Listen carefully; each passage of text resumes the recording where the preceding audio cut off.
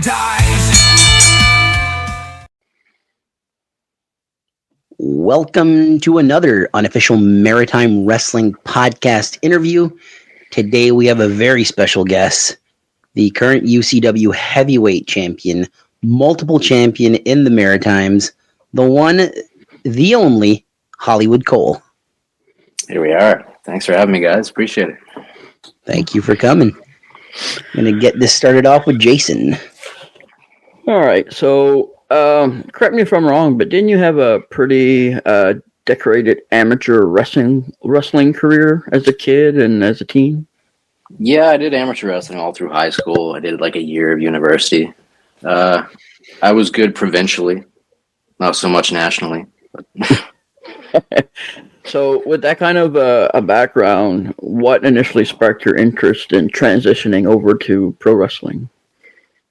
Pro wrestling was always the goal, man. That's all I've ever wanted to do since I was like 4 or 5 years old.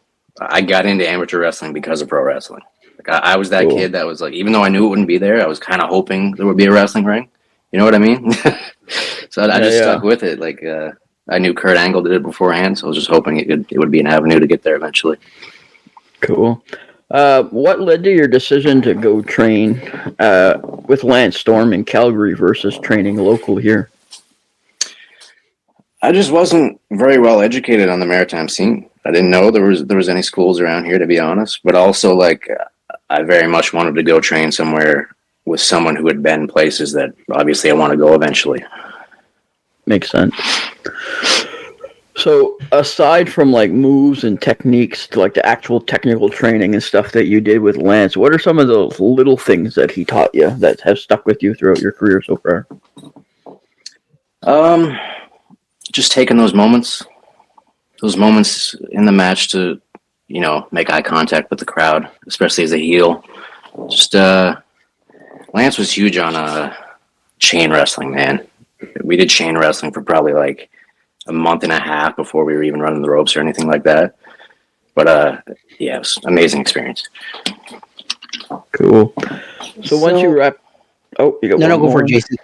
Once you wrapped up your training in Calgary, who was the first person that you faced here in the Maritimes? It was Pat Persuasi in NWE. Okay. Yeah, just a very quick, like little 5-minute squash match, and then right after that, I went to UCW. It was also a squash match against Big T. I think it was like a big VIP gauntlet, if I remember right. Oh, cool. That's something I didn't know. I didn't know you started NWE around here.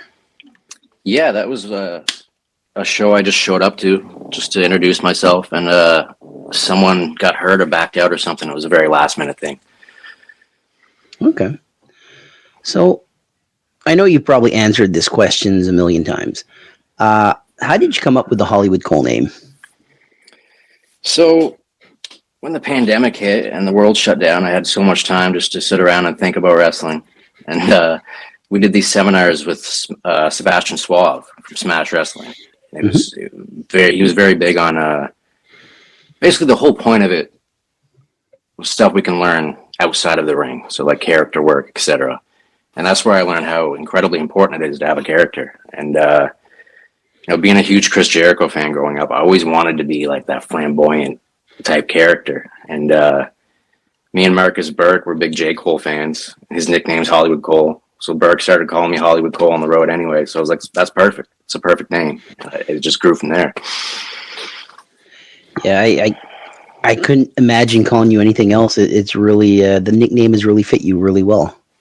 There's so much longevity in that character too, right? Yeah. Like going back to Jericho, he's evolved so much over the years. And like, you think of Hollywood, there's so many different avenues you can take that character, right? Like I'll never have to change my name. I can just take it. Yeah, there's no way to outgrow it, right? For sure, yeah. So, early in your career, you started teaming up with Nick Strong and Charlie Hubley as Legit. Mm-hmm. How did this come together? That was a Dave Boyce creation. So I don't know if you guys remember UCW VIP. It didn't last very long, but it was kind of like a developmental type thing for the Maritimes. And we were all Lance Storm trainees, so it just made sense to put us together. I guess you could say getting trained by Lance Storm makes you legit. For sure. That's right. I got the weird puns here. Follow-up question to that. You're now teaming with Ethan Knight as Hollywood Heathens. How did that partnership come to be? Yeah, I've told the story a couple times. It's kind of a funny one. Like, we went to high school together, and for whatever reason, just never crossed paths, never ran into each other. But when I found out he was getting into the business, funny enough, he was right down the road from me. So we just started going to the gym together, started training together, and then just became good friends. On the subject of tag team wrestling, just curious here, how do you prepare for a tag match compared to a singles match?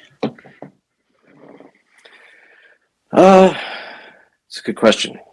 It's just more bodies, you know what I mean? It's an entirely different structure than a singles match. Now, you just got to keep in mind that there's two other people on the apron the entire time. You have a very you have a mixed blend. You know, your athleticism, your showmanship. You know, how do you balance all that?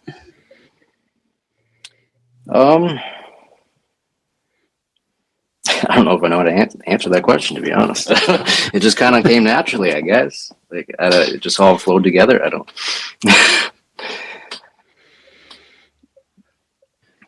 Awesome. I also wanted to touch, actually, so recently you've held multiple championships, and it's well known that you've held actually 4 titles at once, which is the IHW TV Championship, the PWU Championship, the Parkside Pub Championship, and the UCW Heavyweight Championship. So what does that mean to you to have that trust, or that kind of trust, from so many different promotions? Yeah, well, I mean, like you said, you know, being a champion, that's the promoter putting that stamp on you, saying they trust you and they have faith in you. So, you know, it's a huge honor. Absolutely. Stamp of approval. So, and you're the most recent, or the latest winner of the Maritime Cup, which is a pretty elite honor. I know of a couple of names, and I believe, if I'm not mistaken, we did speak about it previously, myself and the boys, that I believe it might have been Bobby Roode that did also win it once. So that's like a huge name in the wrestling world. Yeah, sure. And you're only the 7th person to do so, winning it. And, you know, also we name Maritime legends like Titus, Chris Cook. What was it like to receive that recognition and be part of such a group? Yeah, that night for sure is the highlight of my career so far. I can't even begin to describe how much that meant to me. Man, the best part about that night is that I organically turned babyface, which, I mean, I never in my life did I be able to be babyface, to be honest. And it's just organically happened so well. Yeah. And I think we all know you kind of as a heel as well. Like, well, I mean, we're based out of Moncton mostly, right. So yeah, for sure. And now in 2024, so you had nearly 50 matches with at least 8 different promotions. So quite a bit of work, and you've held multiple titles. So what would you say are the top 3 factors, let's say, or even if it's less, maybe 2, whatever you feel, but that have contributed to your success so far? Big thing is being able to take constructive criticism. Yeah. You know, just being able to take things from veterans and other people who've been places and be able to apply that in your work, as well as just putting in work outside of the ring, you know, all the time, just studying tapes, and obviously being in the gym as much as humanly possible, dieting. So all that factors together for sure. Yeah. Cool. So just to follow up on that question, you said dieting, work outside the ring. You're part of Jason Boa's Ring Ready program, are you? I am, yes. Yep. Yeah. Can you talk a little bit about this program and what that's like? Yeah, man. Yeah, Jason Boa has changed everything for me, man. When I first started training with him, I think I was like $165 maybe. I'm like creeping up on 190 now. So he's really been able to help me back on the muscle and make the work actually pay off. Yeah, nothing but good things to say about Jason. I highly recommend him for sure. he looks amazing. So I can't imagine that he looks like a Greek god, man. Yeah, it's incredible. So you had a chance to appear on Ring of Honor as one of Tolton Castle's boys. Mm-hmm. How did that opportunity come about? What was that experience like? So shout out Moondog Dylan Davis. He got me Sean Dean's email. I just shot him an email January 1st of last year. As soon as it hit midnight, I sent an email to Sean Dean and just let him know, like, if there's ever an opportunity, you guys come to Canada, I'd love to do extra work. And I got an email back like maybe a month later. Man, it was very nerve-wracking to be backstage. Like, I can't put into words how nervous I was, but man, unreal just to be able to be in the same locker room as like Edge, who was like my fucking hero growing up, like Bryan Danielson, all these guys. Just to be around them was unreal. The Ring of Honor spot was very, very last minute. I don't think Tony Khan finished writing the Ring of Honor card until like the main event of Collision. Oh wow! But it was just Dalton Castle just very quickly saying to me, be like, "Hey, you come this way," and that we had no rehearsal really for the entrance or anything like that. It was a very, very last minute thing. Cool. What was it like being in front of that many people? So to be honest, by the time I went out there, I'd say it was maybe like 1 a.m, and there was like probably 300 people there. So I've actually been in front of bigger crowds in the Maritimes. Yeah. Oh. Cool. So you've recently, you with Boa again, as well as Ethan Knight and Fantana. Fantana went to New Hampshire. What was that like? Probably one of the best experiences, like learning experiences I've ever had, man. So we did IHW, immediately hit the road to Concord, 0 sleep. Got to Concord at like 6 a.m. and the camp started, I think, at 8. And very humbling. Like the drills they were putting us through, day one we were not keeping up with everyone else. It was very humbling. But the big takeaways from that is like how incredibly important the little things are. But like, for example, Scott Reed, one of the trainers there, if he gets put in a chin lock, he's like switching his hips and constantly fighting, constantly trying to get out. If you see a lot of, like, not to knock anyone, but a lot of guys in the Maritimes, they get put in a chin lock, they just sit there and breathe and just reach. Yeah. You know what I mean? Right. It's like little things like that are so important that just make things look more realistic. Like just your lockups looking like a car crash, like a fight, and keeping your head up. Little things like never turning your back on your opponent. So I feel like an entirely different wrestler coming out of that camp for sure. It was a great learning experience. What was it like meeting Gabe? Gabe, so I've met Gabe a couple times, but Gabe's a very humble, down-to-earth, nice dude. Yeah, nothing but good things to say about Gabe. Cool. So will you be going back to New Hampshire? Is there any more training down there in the future? Or?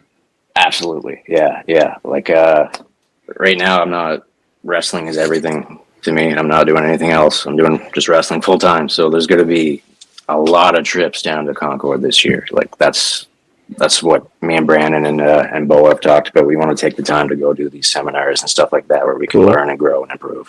That's a huge priority this year for sure. Excellent. North Pro just released their poster, Anchored Vision, today. Yeah. And it's showing that you're in a triple threat match against 2 guys from Ontario, Jax Williams and the indestructible Evan Greenaway. How do you prepare to wrestle 2 guys if you've never seen wrestle live before?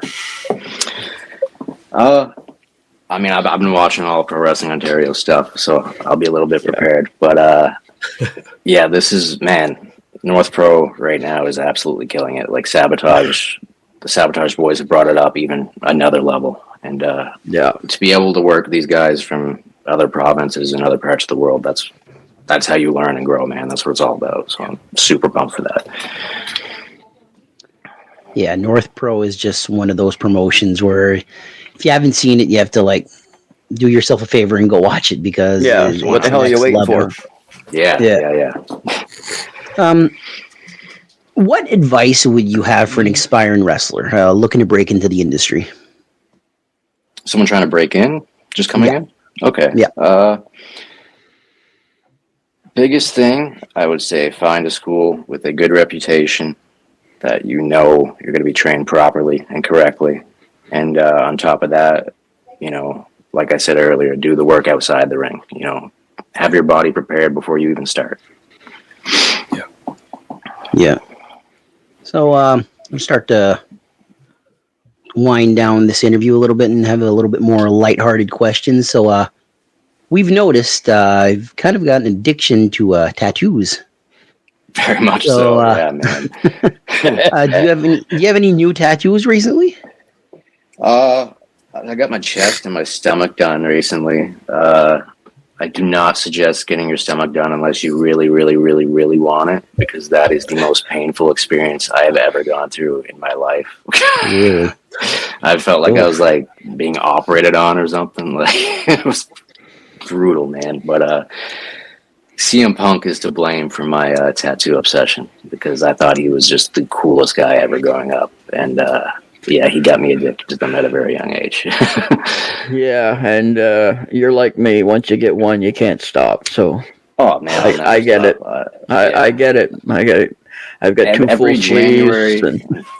Every January and December, when wrestling's like kind of slowed down, I try to get as many as I can. So, because you can't get them throughout the year because you're always bumping and wrestling. You're gonna ruin them, right? So yeah. January, December, I'm always getting new stuff. I remember this is early on before you were even wrestling. You know Nick Teeth, right? I've never met him, but I know of him. Yeah, So he had done a scar tattoo, and then wrestled the next day on the back of his leg, and he dropped the leg, and he did this scream, this high pitched scream, and I was like, right there, that's what it was. yeah, for sure. Wow. I remember Cole wrestling at UCW wearing a second skin on his back tattoo. Yeah. That was CCW. Yeah, CCW. I was supposed to come back like a month later, but someone had dropped out, and I got the call. All right. Yeah, I remember I took the superplex, and the second skin like came right off my back. Yeah. Oh man. So, other than your own theme song, what is the best theme song in the Maritimes? In the Maritimes? Yeah. As much as I hate to admit it, I gotta say Wayne Jugg's heel theme, Mary on the Cross. It just suits him so perfectly. Yeah, as a heel, So, speaking of music, on that theme, I know that you guys travel a lot and whatever, but who would be the worst road trip DJ in the locker room? I mean, I gotta say Lincoln Steen. But at the same time, I also love like some of this. He's a big like classic country guy. So was not expecting that from him. At the same time, he introduced me to a lot of really good songs, like "Coward of the County." I fucking love that song now. Like "Devil Went Down to Georgia," a couple. But everything else is like, I feel that. As soon as he hears this, he's gonna text me. I guarantee it.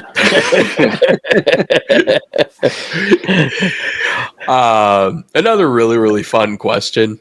What would be the weirdest fan interaction that you've ever had?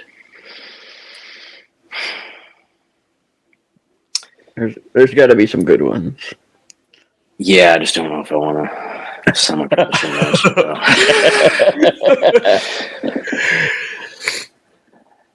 And we're not rated PG or anything like that, so I just thought I'd point that out. But yeah, because if you've listened to Chris Cook's interview, I did. I just finished listening to it. There you go. You guys are probably aware of the Dokes in Fredericton, Amanda Doak and Scott Doak. I'm sure they are the most outrageous wrestling fans I've ever met in my life. Like I've had so many strange interactions with them. Actually, funny story. They truly believe that I'm from Hollywood. They think that I led them on, of course. I helped convince them this, Of course. but they truly believe that all these promotions like fly me out from LA every show, which I think is great. Yeah. I've witnessed it firsthand, standing in line. Yeah. That's hilarious. But now to kind of close it off, I guess, on the questions. So what message would you have for your fans and supporters who've been with you throughout your wrestling journey or career in general? Yeah, I'm just super grateful people took a chance on a 19-year-old skinny pale kid who did not look like a wrestler at all and had really no right to be getting booked for the longest time. But luckily I was around the right people who got me working hard and bringing the best out with me. So yeah, thank you guys. Appreciate that. It's our pleasure. So where are you wrestling next? All over the place, but I got UCW this weekend. That's the next one, April 26th. It'll be me and Chip Chambers, first time in a UCW ring for the heavyweight title. Amazing. Cool. It's been an all-time classic. Yeah, man. There's probably no one I have as much chemistry with as Chip. Like to be honest, like when I seen him in XWA years ago, he was one of the main guys that really inspired me to do this because he was again like a skinny guy who was really good, and he made me realize, this is possible. This can happen. Cool. Absolutely. So with that being said, I want to thank Hollywood Cole for coming on. The door's always open anytime you want to come join us again. It'll be our pleasure. If you want to bring your tag team partner with you next time too, that'd be cool. Yeah, let's do that. Let's do a Hollywood Heathens interview. That'd be wicked. Absolutely. Yeah. So with that being said, I want to thank you all for listening, and we will see you next time. Thanks for listening to this week's episode. Don't forget to like, subscribe, and remember to catch us here every Wednesday for a new episode. Please visit us on Facebook, Instagram, and more. Links are in the description. See you next time. Don't miss out and don't be late. Hear wrestling talk that's first rate. Wednesday nights at 6 o'clock. Tune right